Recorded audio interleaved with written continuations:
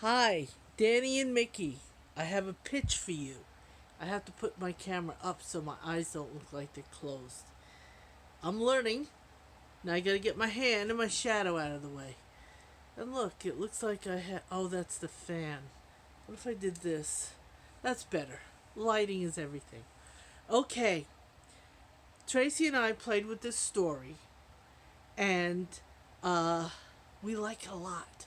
There's a lot of scams going right now, as these guys are posing as military guys, and they're on all the online websites, and they zero in on you, and they make a lot of money.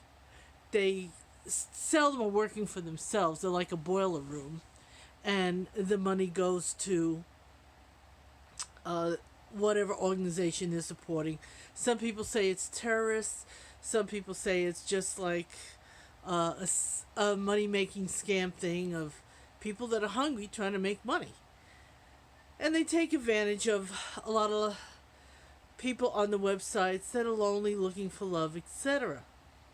So Tracy and I thought of a story about these guys.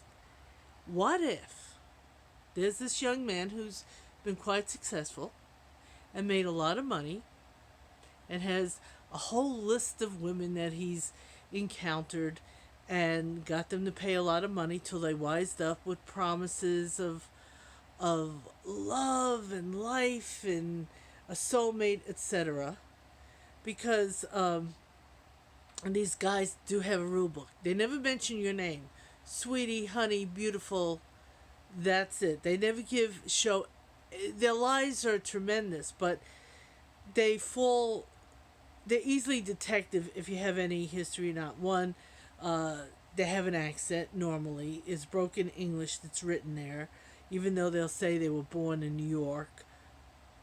No New York accent, broken English quips right now. Okay? Alright, so anyway, he's good at his job, he's very popular, he's very charismatic, but he's trying to feed his family.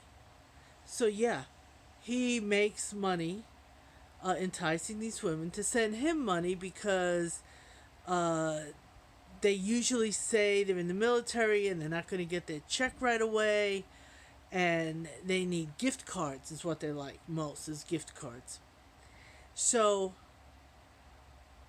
our story starts with this charismatic guy who reels in a woman who he falls in love with. It starts with him being the character that says, have a nice day, making fun of his clientele, going out with the boys, having some drinks, and coming back to the job of his list of 20 women that he's enticing. But what on the other side if there is a government facility that had, and he went on their radar, and they're tracing his activity to terrorist activity. So what they're trying to find out is who the funding agent is. So now they need to gear up and get someone to respond with him and interact with him. But then, one of the guys throws this out and says, these guys are pretty good. And most people have that idiosyncrasy where there's a hole someplace in their soul.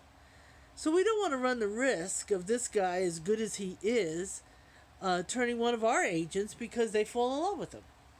So they say, okay, we thought of that. What we're going to have is this 50 plus psychologist be the one, and we will call her like a 30-year-old lonely person, maybe a little plain, but interesting, has money in the bank, and we'll set up a profile that way. But it will be encompassed in an AI component. So to make sure that she can maintain his jargon and say the right things, she will program the AI to respond accordingly. So that's the basis. There's two. There's the guy that's trying to make a living the wrong way, and then there's the counter intelligence agency that is trying to investigate more. All right. So the story goes on where the guy falls in love with this person, and why wouldn't they? The psychologist, AI, they say everything you want to say. Never pressure them. They talk about their money, etc. It goes on, and but how we wanted to let it evolve was that this old lady wasn't interested in him. Her and her AI component, to her, it was work as usual. She was becoming the guy he was in the beginning. And he was becoming one of his victims, falling in love with him, planning a life, etc. And so it goes all the way to the end where he never quite finds out the truth. But because of what he's caught up in, he gets caught. Either he gets imprisoned or killed or whatever. And the last thing he says is he will dedicate his life to her forever, etc.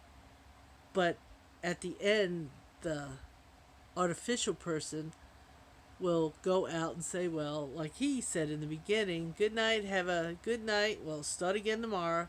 But yet, at the very end, in the car, you'll see a couple of tears. And she'll say some endearment like, and I will wait for you. Anyway, that's our pitch. What do you think? Let me know.